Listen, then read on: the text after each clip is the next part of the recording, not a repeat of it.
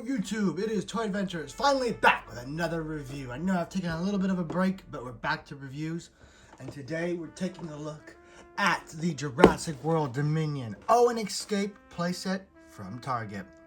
Now, as far as I know, this is the only place you can find this is Target. I haven't seen it in any Walmarts.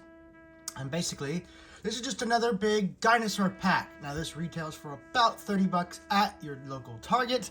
You should have no problem finding this by now. You just walk into the store and it should be right there. So, yeah, what we get basically in this set is another Owen, but this is a new Owen, technically, and two Atrociraptors, and what I'm going to call a baby Carnotaurus. I know it's not listed as a baby Carnotaurus, and it probably isn't meant to be one, but it's so small, and I like the idea of having another baby dinosaur. So that's what I'm going to call it. That's what I'm going to refer to it for the rest of this review. So, we don't usually get too many of these awesome packaged dinosaur sets. These are usually pretty rare and special, although they usually always end up, shelf warming, because once you have one, you don't need another one. So, I usually see a bunch of these, and what we get here is, of course, like I said, the two Atrociraptors. This one, I don't know why they brought back the crouching, but as for this one, it is just like your standard mold. I feel like this is going to be my favorite interpretation of the Atrociraptor. And then we have an interesting Carnotaurus. Taking a look here at the back of the packaging, it just shows everything off. Nothing here has an action gimmick. They're all just basic dinosaurs. And Owen just has his little motorcycle. This is not a marked motorcycle in any way. It's just a standard dirt bike.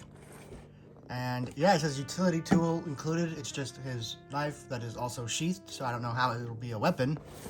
And yeah, that is pretty much it for the packaging. You get the Power Raptor on the side, nothing here on this side. Just a very basic box. Now let's get it open. And here we have everything out of the packaging, including the tiny little quote-unquote utility tool. It sure looks like a knife to me. Not a tool, it's a knife. And it just actually... Now, see, when I said that it was sheath, that's because I was used to the Fallen Kingdom toys, but no, they have actually upped their game. Now the sheath is permanently glued on the back, and you can just slide the knife right in there. That is so cool. That's honestly what we should have had in the beginning, but I'm just happy we have it now. No more is this stupid little knife going to get lost, because let's be real, it's always gotten lost on all of our Owens, but now it can finally stay put, and it actually is usable. I think that is super cool. Very happy about that. It kind of makes this Owen worth getting. So first, let's take a look at the Owen, because he's obviously the least interesting of the set. He's just your standard Mattel figure in terms of articulation-wise. One thing I do like about him is his jeans are very nicely sculpted. You can see they look just like actual denim. So that is really cool. At least it has unique pants. The top torso is something we've seen a million times. And yeah, really it's just the pants. The pants look nice. And the head looks a little off-painted, like the hair is the wrong color. It almost doesn't even look like Chris Pratt at this point, but another mercenary, right? That's what you can use it as. If you don't think it looks like Chris Pratt, just use it as a generic mercenary. And of course, his helmet, it's the same helmet from the other motorcycle set. It just slides on, although it is a little stiff. It might scratch some paint because of how stiff it is, but it does just fit on super snug. So next up, what we're going to take a look at is the bike. And the bike is really just simple. It is just like your standard toy motorcycle bike. Really nothing special. It has a folding down kickstand and you can move the tires. All right, there's the bike. Now onto the actually interesting stuff. Now let's start with my least favorite, the crouching raptor pose. I really don't like this pose because it's so specific and it really doesn't lend itself to too many poses. If you can get creative, you can really make this work. But as a generic dinosaur toy, I don't like the bent legs and everything. So, but what they did add to this is neck articulation. So you have a 360 degrees rotation, down, up movement, and the jaw articulates. So they did add the neck joint, which was not present on the previous Raptor. That makes it a little better, you know. You can at least alter the pose just ever so slightly. And for this one, you have a nice mustard color, kind of a weird color for a Raptor, but it is kind of nice. Gives it a nice arid look with some brown stripes going throughout the entire body. I can dig the paint scheme. It looks like a realistic desert raptor.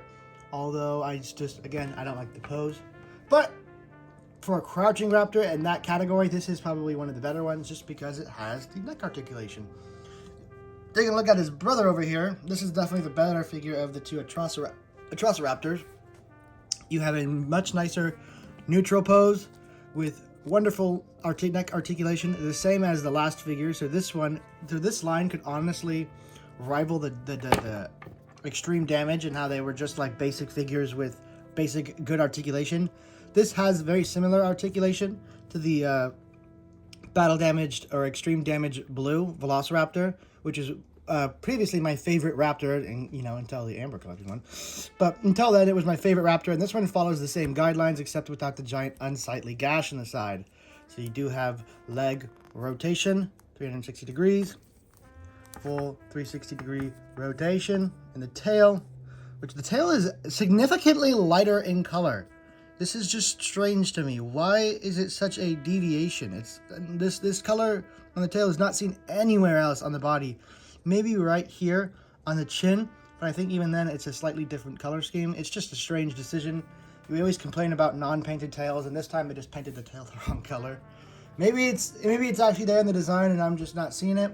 But for a toy, it just looks like they stuck the wrong tail for the wrong dinosaur on it. Other than that, this is a good raptor toy. I like this. I'm not too familiar with the Atrociraptor, but as a toy, this is a solid representation of the character or the dinosaur. It's just basic and does what you need it to do as a raptor toy. So this is definitely cool. The paint on it is acceptable. The eyes look great. They're not off center at all. So QC is good on this one at least. I don't know how all of them are going to be, but this is a good raptor. Let's go ahead and get size comparisons out of the way because they they included a human to do some human sizes. So pretty standard for your Mattel Velociraptor line, probably just a little bit small. The Velociraptor from these lines is probably just a little bit smaller. I think these Atrociraptors are just a tiny bit big, and that could just be a species thing. So very cool, very cool. Interesting to see that we have a new big bad raptor in the movie series. I was kind of hoping for them to bring in Utahraptor because that's my favorite. But Atrociraptor, Pyroraptor, I guess you got to give some smaller raptors some screen time, right? Maybe one day we'll get a Utahraptor. But for the most interesting part of this set, at least for me, is this Carnotaurus. Now, as I previously stated, I'm going to use this as a baby Carnotaurus, but one thing I didn't notice when it was in the packaging is it actually has a broken horn. Now, no, this is not something that got broken in the box. This is just meant to be this way. So this is obviously supposed to be a specific character, Carnotaurus. Probably going to have a name, whatnot. He's got a wounded horn. So they just made it's supposed to be a normal Carnotaurus in extra small size. But I can easily see you just pretend that doesn't exist. Use this as a baby Carnotaurus because it is smaller than the regular Carnotaurus. And I will compare them in just a moment. But for now, let's take a look at this guy because I really like this one. And this is what got me to buy the set in the first place. It just has such a wonderful sculpt going throughout the entire body. It's like if you took the bigger, very nice Carnotaurus we got in the Fallen Kingdom wave and just made it small, took out the action gimmick, and just had a basic dinosaur version. I wouldn't actually mind getting a bigger version of just this toy with this basic dinosaur articulation other than some gimmick, you know? This is just a nice articulated toy, and I like that. Unfortunately, the paint does stop here on the tail. And but for everything else, you have this really nice, almost German gray going throughout the entire body with white only up here on the chin and orange going throughout the top of the head all the way down to about the back, right at the base of the tail.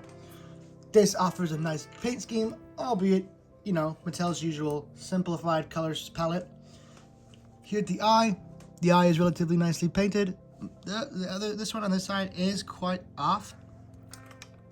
You know, it's not right exactly in the eye socket. Usually that is the case with the eye that is not facing the packaging. Actually, it was the eye that was facing the packaging. Interesting. Oh, Mattel. So, nothing we can do about that. Let's get on to articulation. So you get your basic 360 degree rotation in the legs, but this one actually has that, you know, in and out that we usually expect from Mattel figures. I don't know why the Raptors don't have it. And you have the hinge and rotation at the tiny little stubby arms. These look a little less accurate than the original Carnotaurus arms, which were just even more vestigial. But, you know, you can't do too much, right? So here at the neck, you have a full 360 rotation and, of course, a hinge. So you can look down about that far, up about that far. Very serviceable. And, of course, the jaw is on a hinge. So a super solid little Carnotaurus toy. Doesn't do too much. Doesn't need to do too much. Really, your imagination is going to do everything you need for this Carnotaurus to be spectacular. And, of course, they all have the stupid gimmick. They all have that. I just don't show it because the app is irrelevant. The gimmick is bad. And I just like to pretend it doesn't exist, you know? I just like to pretend these don't exist. But they do all have it. I guess I should, for those of you who are interested. There's his. And there's his. Just for those that are interested, definitely not me. But I know there's some people out there who do enjoy the little gimmick. So, let's just get on to size comparison and wrap the review up and give your final thoughts. Alright, now before you guys say anything, I know it's not the original Carnotaurus paint scheme. This is a custom, but it is the original Carnotaurus toy. So, just compare them. You can see it is quite significantly dwarfed. Now again, we haven't seen Dominion. This could be a specific Carnotaurus that's maybe just a juvenile, adolescence. We don't know, of course. So what we can do now is just pretty much guesstimate and pretty much use it how you would want, and how I want to use it as a baby Carnotaurus. It fits, it looks perfect, it looks like this thing's little baby, and I love seeing them together. It just looks right. Look at that. So, I very much enjoyed this set, but let's give it a final rating. I'm going to give this entire set about a good 6 out of 10. It could be, you know, and more interesting with a more interesting Owen. Then again, that is also the movie's fault. But as for the toys, they are all solid. The Crouching Raptor I could do without because I just don't like that mold. It's just kind of limiting. But, you know, as for the Carnotaurus and the Atrociraptor, that's really what you're buying as a set for. I think you could skip it if you really just, you know, don't care about getting the 2 Atrociraptors. The Carnotaurus, maybe if you think you have too many. This is a skippable purchase if you really don't need it. But if you are a completionist or you just enjoy the idea of having a baby Carnotaurus, or you just want more Raptors, well, then I say pick it up. It is a solid buy. It's just not a necessary buy. So that is really all I had to say about this. Stay tuned for future reviews. And this has been Toy Ventures, signing out. Peace!